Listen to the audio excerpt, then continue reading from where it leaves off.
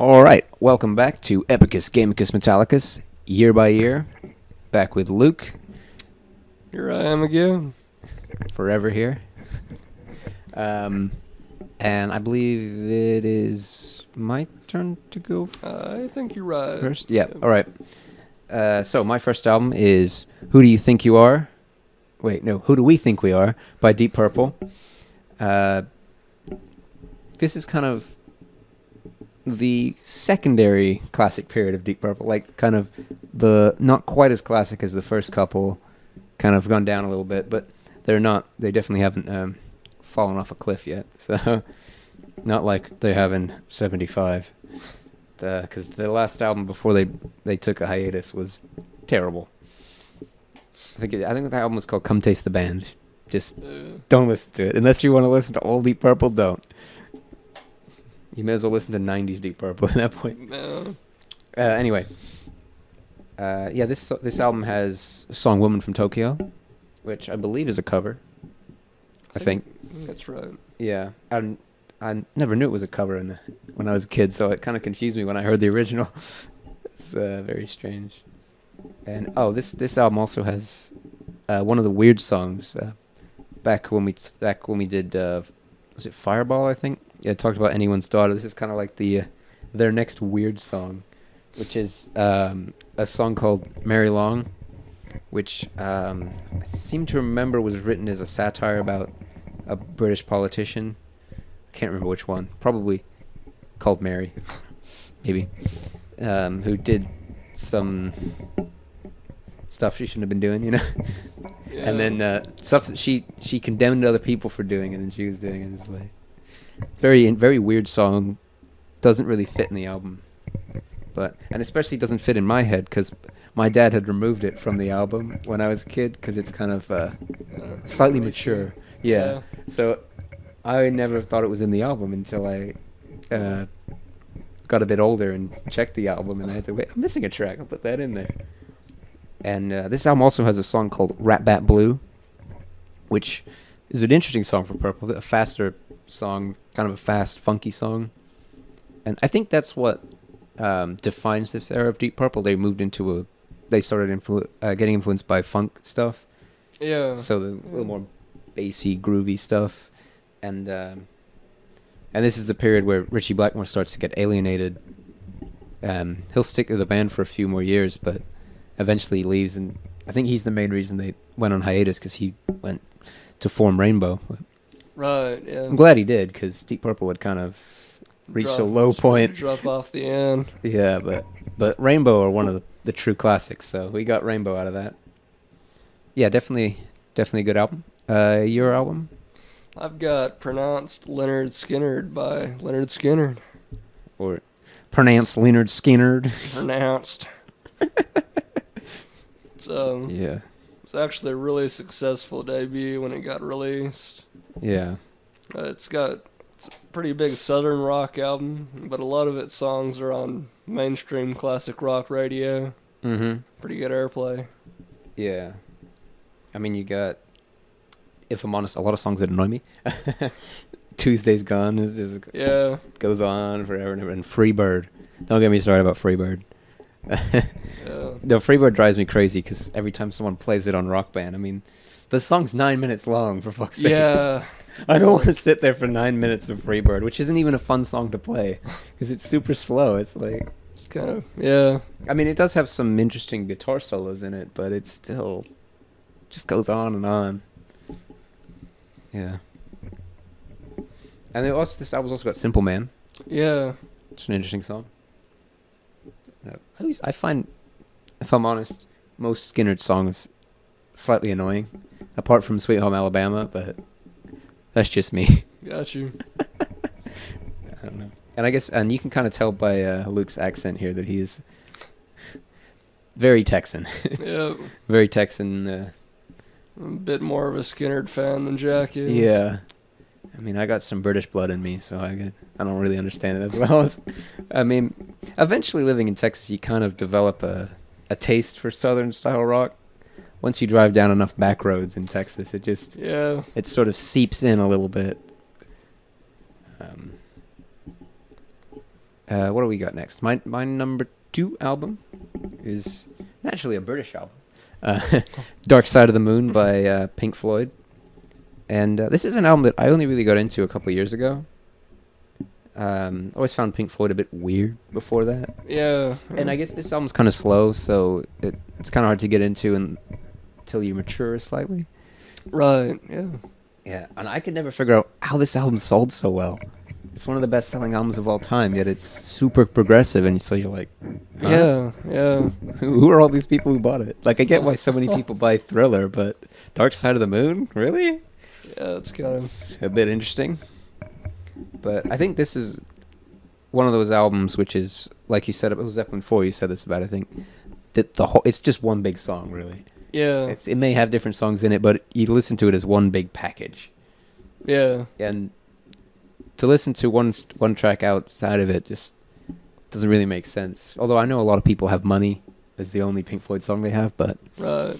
and I guess I'll excuse that one. But And I mean, it's kind of like a lot of Floyd albums are like that. Like, The Wall is basically the same kind of a. It all kind of runs together. yeah, and it's funny. This album I actually can't pick out any songs that I like, but I like the whole album. You know, Got you. we're back there again. So your number 2? I have Aerosmith by Aerosmith. Another Hey. debut album. It's the Bostonites here. Oh, yeah. Oh, Aerosmith don't really sound like they're from Boston much, do they? Yeah, they They're a really little- don't. Sort of almost a southern vibe to them. Not quite, but Yeah, I could see what you're saying there, yeah. it's not. It's like just a hint of southern influence. Yeah, You know. Yeah, definitely. Yeah, and I'm, in my opinion, Aerosmith haven't quite figured themselves out at this period yet. I mean, this album does have Dream On, which is one of their classics, but Yeah, I definitely. feel like it took Aerosmith a couple albums to really turn into the classic Aerosmith. Yeah, And I've always found Aerosmith interesting because I really prefer 90s Aerosmith, which is really weird for a 70s rock band, but they really... yeah. I mean 9? I think I mean 80s. Sort of the when they all went straight edge, sort of. They Yeah. got a lot better in the 80s and 90s, and they recorded a lot of interesting songs. You may or may not have an Aerosmith album later on in this list when we get down to the 90s. Yeah. What other songs do you like on this album? As Make It and Moving Out are both very good. Actually, very good driving albums. Really songs. recommend that. Oh, yeah, you got me there. Making mistakes left, right, and center here. Oh, yeah. Yeah.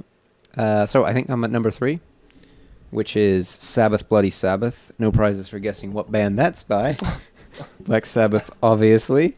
And this period of Sabbath is not one that I listen to that much because me and my dad sort of bought the albums, but we only bought the first 4.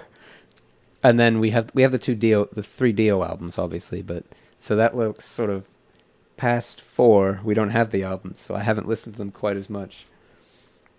But this period, they came up with a lot of interesting songs, like title track of this album, Sabbath Bloody Sabbath, really works.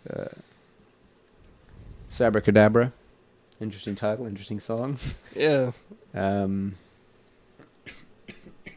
Yeah. Like I said, I haven't listened to this album as much as the other albums, so I don't... It's still a great album, but I just haven't quite absorbed it all yet, you know? It's really kind of a... It really varies, like the songs. Like Fluff is almost... It's that instrumental sound, like really light. It's Yeah. very different from the others. Yeah, I mean, I think Sabbath in this period, they started to experiment with slower stuff. Yeah. Because this was kind of before Nawabum, so nobody really got mad at metal bands for messing about with slower songs. Right. So Black Sabbath could kind of get away with whatever they wanted at this point. Definitely an interesting album. So what's your last one? I have... It's actually some reggae here. Ooh, reggae. Got Catch a Fire by Bob Marley. Yeah. It's actually a really successful debut album, which is ironic because it pretty much brought reggae into the mainstream. Yeah.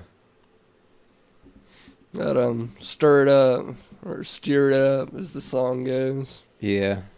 It's a great song. One of my favorites, actually. Yeah, I just definitely got to have reggae appear at some point, because Yeah, it's I think reggae kind of by via a couple different genres ends up influencing a lot of stuff.